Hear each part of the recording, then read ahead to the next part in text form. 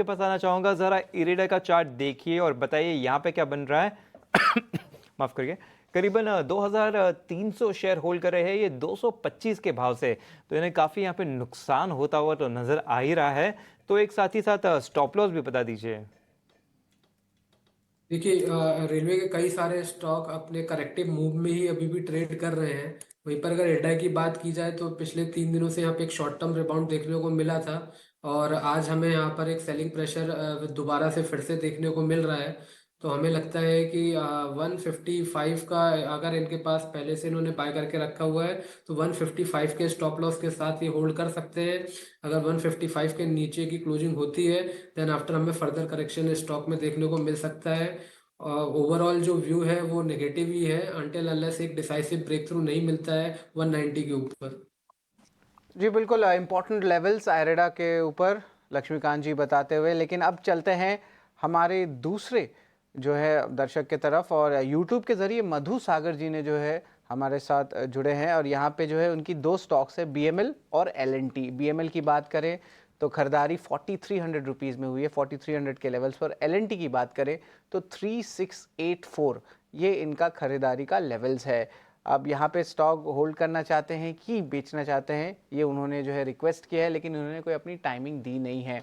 तो ऑफकोर्स तेजस जी, ज़रा बीएमएल के बारे में क्या इंपॉर्टेंट लेवल्स लगता है? 4300 रुपीज़ में खरीदारी हुई है। करंटली देखा जाए तो एक सिग्निफिकेंट डिस्काउंट, मतलब 35% के ऊपर जो है इनकी होल्डिंग गिर चुकी है। अराउंड 2600 लेवल्स पे जो है करंटली बीएमएल ट्रेड कर रहा है। तो यहाँ पे क्या इंपॉर्टेंट स्टॉप लॉस होनी चाहिए बीएमएल के लिए, तेजस जी ये ज़रा बताएं, और एलएनटी के बारे में भी बताएं। 3684 लेवल्स में इनका बाइंग आया है।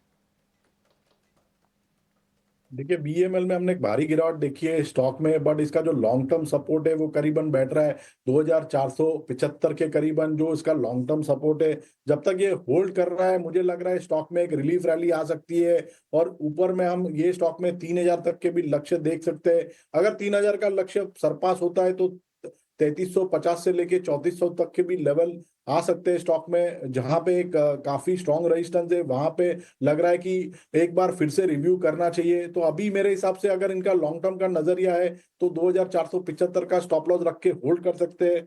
लार्सन की बात करें तो लार्सन का जो चार्ट स्ट्रक्चर है वो भी अभी वीक है, और stock lower top lower bottom के फॉर्मेशन बना रहा है, और स्टॉक की जो छोटी और लंबी अवधि की जो मूविंग एवरेजेस है उसको सरपास नहीं कर रहा है। रिसेंटली स्टॉक ने एक स्विंग लो बनाया था 3180 के करीबन, और उसके बाद हम एक पुलबैक रैली देख रहे हैं स्टॉक में। अभी इमीडिएट बेसिस पे स्टॉक का जो रेजिस्टेंस है वो करीबन 3350 के करीबन है। अगर वो सरपास होता है तो मुझे लग रहा है यहाँ से स्टॉक में एक 100 पॉइंट की रैली और आ सकती है। बट पोजिशनली 3450 से लेके 3500 के करीबन काफी स्ट्रॉन्ग रेजिस्टेंस जोन है। जब तक ये ब्रीच नहीं करेगा तब तक कोई मेजर रैली आएगी नहीं स्टॉक में। तो अगर इनका लंबी अवधि का नजरिया है तो होल्ड करके रख सकते हैं, और 3550 के करीबन एग्जिट कर सकते हैं। बट अगर अगर इनकी छोटी अवधि का नजरिया है तो मेरे हिसाब से करंट रेट पे ही निकल जाना बेहतर रहेगा।